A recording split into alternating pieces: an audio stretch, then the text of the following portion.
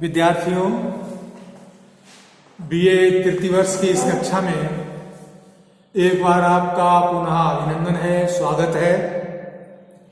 पिछले कालांश में मैंने आपको आचार्य रामचंद्र शुक्ल के द्वारा लिखित करुणा निबंध के विषय में बताया था। इस कालांश में भी हम आपको करुणा निबंध के परीक्षोपयोगी गद्य खंडों का भावार्थ बताएंगे। विद्यार्थियों, मैंने आपको बताया कि आचार्य रामचंद्र शुक्ल हिंदी के सर्वश्रेष्ठ निबंधकार हैं। उन्होंने कई प्रकार के निबंध लिखे हैं, इनमें सैद्धांतिक भी हैं, व्यवहारिक समीक्षा के निबंध भी हैं और मनोवैज्ञानिक निबंध भी हैं। मनोवैज्ञानिक इन अर्थों में कि उन्होंने मनोविकार संबंधी भावों का बड़ा सूक्ष्म और सारगर्भित विवेचन किया है। जैसा मैंने आपको बताया, करुणा एक मनोभाव है और ये करुणा मनोभाव हम जब किसी व्यक्ति को दुखी, पीड़ित या कष्ट में देखते हैं तो ये करुणा नामक मनोभाव ही हमें उसकी सहायता करने के लिए प्रेरित करता है और हम करुणा से भर करके उसकी सहायता करने के लिए तैयार हो जाते हैं। देखिए, एक गद्य खंड देखिए, करुणा अपना बीज अपने आलंबन या पात्र में नहीं फेंकती, अर्थात जिस पर करुणा की जाती है बदले में करुणा करने वाले पर भी करुणा नहीं करता, जैसा कि क्रोध और प्रेम में होता है, बल्कि कृतज्ञ होता है अथवा श्रद्धा या प्रीति करता है। बहुत सी औपन्यासिक कथाओं में यह बात दिखलाई गई है कि युवतियां दुष्टों के हाथ से अपना उद्धार करने वाले युवकों के प्रेम में फंस गईं। कोमल भावों की योजना में दक्ष बंगला के उपन्यास लेखक करुणा और प्रीत के मेल से बड़े प्रभाववादक दृश्य उपस्थित करते हैं। कहने जाते हैं कि करुणा अपना बीज अपने आलम्बन या पात्र में नहीं फेंकती, अर्थात कि करुणा अपने बीज, कहना ये चाहते हैं कि जब भी हम किसी के प्रति करुणा करते हैं, हमारे हृदय में किसी के प्रति करुणा का भाव उत्पन्न होता है, हम किसी को दुखी या व्यथित देखते हैं और करुणार्ध होकर के उसकी सहायता करने लगते हैं, तो बदले में करुणा करने वाले पर करुणा नहीं करता। तो ऐसा नहीं है कि जिसने हमारे ऊपर करुणा की हम उसके ऊपर भी करुणा करें, ऐसा नहीं, क्योंकि करुणा में ऐसा नहीं होता, जबकि क्रोध और प्रेम में होता है। कहते हैं क्रोध और प्रेम में ऐसा होता है कि जो हम पर क्रोध करता है उससे हम क्रोध करने लगते हैं, जो हमसे प्रेम करता है उससे हम प्रेम करने लगते हैं। लेकिन करुणा में ऐसा नहीं होता। करुणा ऐसा बीज नहीं बोती। ये ऐसा नहीं है कि हम किसी के प्रति करुणा करके किसी की सहायता कर रहे हैं तो हम अपेक्षा करें वो हमारी सहायता करें या वो हमारे ऊपर करुणा करने लगे, ऐसा नहीं होता। जबकि प्रेम और क्रोध में ऐसा होता है कि हम अगर किसी को कोई हमारे ऊपर क्रोध करता है तो हम भी क्रोध उसके ऊपर करने लगते हैं, हमारे अंदर भी क्रोध आ जाता है, और कोई हमसे प्रेम करता है तो हम प्रेम करने लगते हैं। तो ये प्रेम होता, बल्कि कृतज्ञ होता अथवा श्रद्धा या प्रीति करता है। करुणा जिसके ऊपर हम करते हैं वो कृतज्ञ हो जाता है, उसके मन में हमारे प्रति श्रद्धा के भाव उत्पन्न हो जाते हैं। कहते हैं कि बहुत सी औपन्यासिक कथाओं में, बहुत सी औपन्यासिक कथाओं मतलब बहुत से उपन्यासों में ये दिखाया गया है कि युवतियां, बहुत सी लड़कियां, बहुत सी युवतियां किसी दुष्ट व्यक्ति के हाथों फंस जाती हैं या किसी दुष्ट व्यक्ति के चक्कर में आ जाती हैं, वो उन्हें पीड़ित करता है, दुखी करता है, और जब कोई उसका उद्धार करता है, यानी दुष्ट व्यक्ति से उस युवती को कोई बचा लेता है, तो वो उस युवक से, उस व्यक्ति से प्रेम करने लगती है। ये देखा जाता है। ऐसा बहुत से उपन्यासिक कृतियों में मिलता है, बहुत से उपन्यासों में ऐसा मिलता है। उपन्यासों में क्या विद्यार्थियों, बहुत से पिक्चरों में भी आप ऐसा देखते हैं कि कोई युवक, कोई व्यक्ति किसी दुष्ट से किसी युवती को बचा लेता है, उससे छुड़ा लेता है, तो युवती उससे प्रेम करने लगती है। ऐसा उपन्यासों में भी ऐसा पाया जाता है। प्रेम, युवकों के प्रेम में फंस गई है। कोमल भावों की योजना में दक्ष बंगला के उपन्यास लेखक करुणा और प्रीत के मेल से बड़े, कहते हैं कोमल भावों की व्यंजना में दक्ष, अर्थात बंगला के उपन्यासकार जो प्रेम जैसे कोमल और मानवीय भावों पर जिन्होंने बड़े अच्छे अच्छे उपन्यास लिखे हैं, ऐसे उपन्यासकारों ने करुणा और प्रीति के मेल से, करुणा और प्रेम के संयोग से बड़े प्रभाव उत्पादक अर्थात प्रभाव जमाने वाले, प्रभावित करने वाले, हृदय को आकर्षित करने वाले, हृदय को अपनी तरफ खींचने वाले दृश्य उपस्थित किए हैं। कहते हैं कि बंगला के उपन्यासकारों ने प्रेम और करुणा के संयोग से इन दो भावों को लेकर के अपने उपन्यासों में बड़े अच्छे अच्छे दृश्य उपस्थित किए हैं। ऐसे दृश्य उपस्थित किए हैं कि पाठक उनको पढ़ करके उनके प्रति आकर्षित हो जाता है।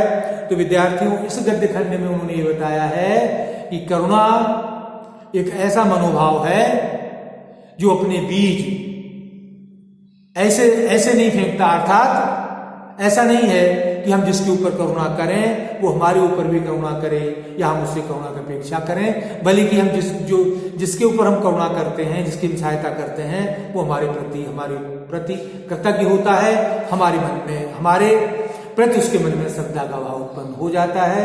जबकि प्रेम और क्रोध ऐसे भाव हैं जो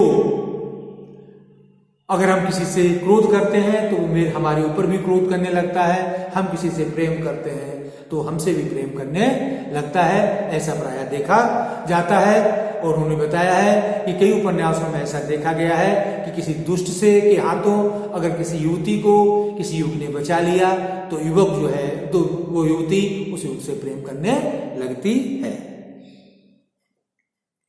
अगला पैराग्राफ देखिए, मनुष्य की सजीवता मनोवेग या प्रवृत्ति में, भावों की तत्परता में है।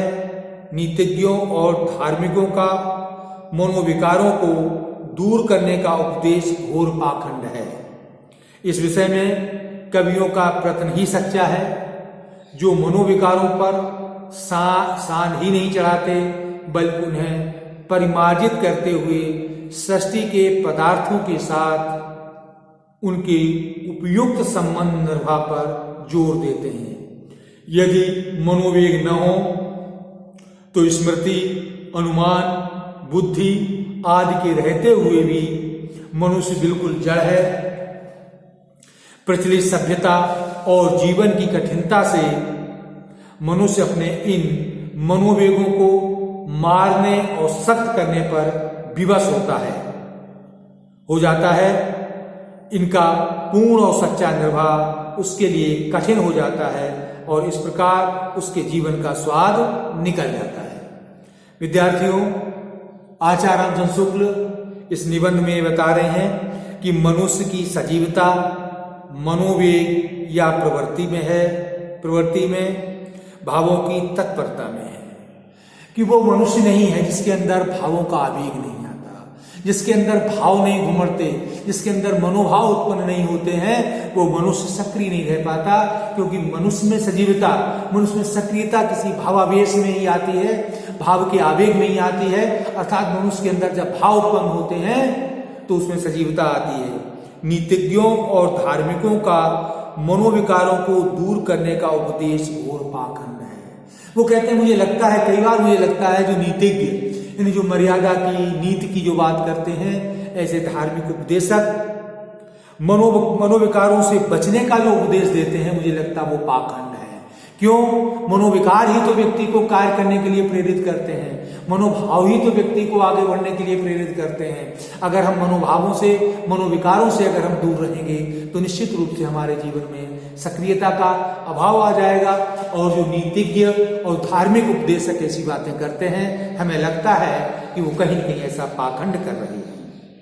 इस विषय में कवियों का प्रयत्न सच्चा है, जो मनोविकारों पर सानी नहीं चढ़ाते बल्कि उन्हें परिमार्जित करते हुए सृष्टि के पदार्थों के साथ उनके उपयुक्त संबंध निर्वाह पर जोर देते हैं। कहते हैं, इस संबंध में हमें कवियों का प्रयास अच्छा लगता है कि कवि क्या करते हैं, वो हमें क्या करते हैं, वो हमारे मनोभावों को परिष्कार करने की बात कहते हैं, हमारे मनोभावों को उत्तेजित करते हैं अपनी रचनाओं के माध्यम से और उन्हें परिमार्जित करते हैं। और परिमार्जित करने के साथ इस सृष्टि के साथ, इस मानव सभ्यता के साथ, लोगों के साथ जो हमारे संबंध हैं उनके निर्वाह पर हमें जोर देते हैं।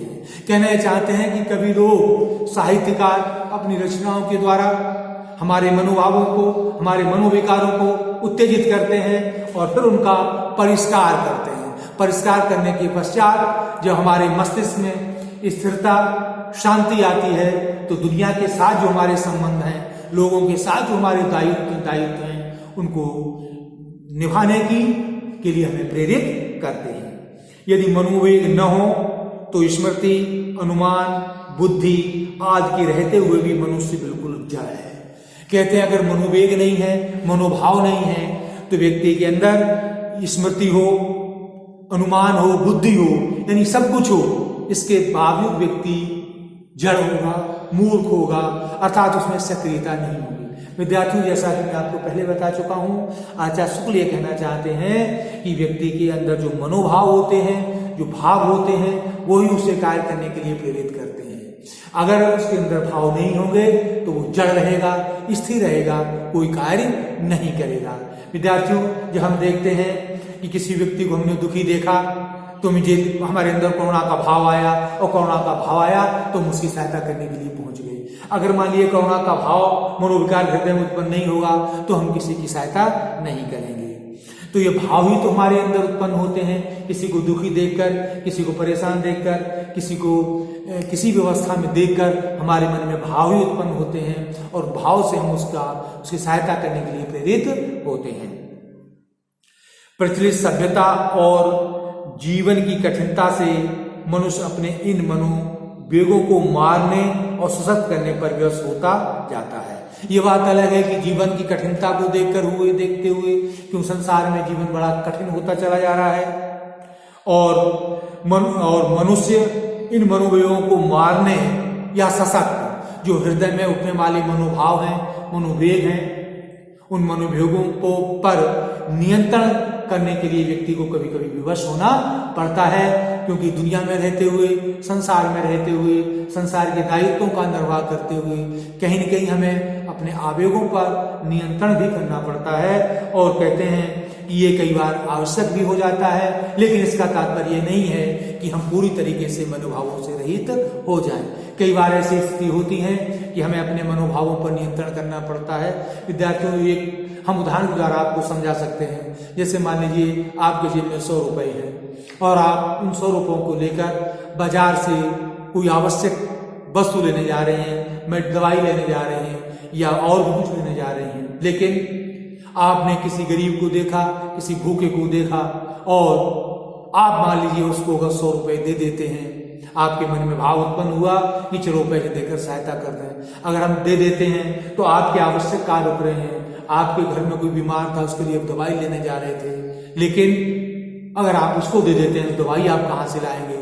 तो ऐसी स्थितियों में कई बार हमें होता है कि हमें अपने मनोभावों पर नियंत्रण करना पड़ता है, क्योंकि हमें दुनिया के धर्म, दुनिया के व्यवहार, दुनिया के दायित्व भी निभाने पड़ते हैं। ऐसा कभी कभी व्यक्ति को करना विवश होना पड़ता है, लेकिन हमेशा ऐसा नहीं करना चाहिए, क्योंकि यदि व्यक्ति इस तरीके से मनोभावों को नियंत्रण कर देगा तो उसके जीवन का स्वाद निकल जाता है, अर्थात जीवन में सक्रियता खत्म हो जाती है, जीवन में सजीवता खत्म हो जाती है, और जीवन में जो है उसकी ताजगी खत्म हो जाती है। इसलिए हमें मनोभावों को बनाए रखना चाहिए, मनोभावों को से प्रेरित होकर कार्य करना चाहिए। तो विद्यार्थियों, आचार्य रामचंद्र शुक्ल ने इस निबंध में 2 बातें महत्वपूर्ण कही हैं। एक तो ये है कि मनोभाव, मनोविकार व्यक्ति को सजीव और सक्रिय बनाते हैं। नंबर 2, उन्होंने बताया कि हमारे धार्मिक उपदेशक या नीतिज्ञ जो मनोभावों के समन की बात कहते हैं, वो हमारी दृष्टि में पाखंड है, सही नहीं है। तीसरी बात यह है कि साहित्यकारों ने, कवियों ने मनोभावों को उत्तेजित और उनके परिमार्जन का जो हमें मार्ग बताया है, वो हमारे सांसारिक कार्य कर्तव्यों को निभाने के लिए सर्वथा उचित मार्ग है, क्योंकि मनोभावों के उत्तेजन और उनके समन के पश्चात हमारे हृदय में स्थिरता आती है और हम अपने सांसारिक कर्तव्यों का निर्वाह करते हैं। चौथी बात उन्होंने बताया कि कई बार ऐसी परिस्थितियां होती हैं कि व्यक्ति को अपने मनोभावों पर नियंत्रण रखना पड़ता है, आवश्यक हो जाता है, और व्यक्ति को नियंत्रण कर भी लेना चाहिए, लेकिन सदैव नहीं। अगर व्यक्ति सदैव अपने मनोभावों को नियंत्रण में रखेगा तो उसके जीवन से स्वाद निकल जाएगा, अर्थात जीवन का आनंद, जीवन की सक्रियता समाप्त हो जाएगी। इस प्रकार विद्यार्थियों इस निबंध में शुक्ल जी ने करुणा का महत्व बताया है। आज हम यहीं तक रहने दे रहे हैं। कल हम आपको पुनः कुछ अन्य गद्य खंडों का भावार्थ बताएंगे।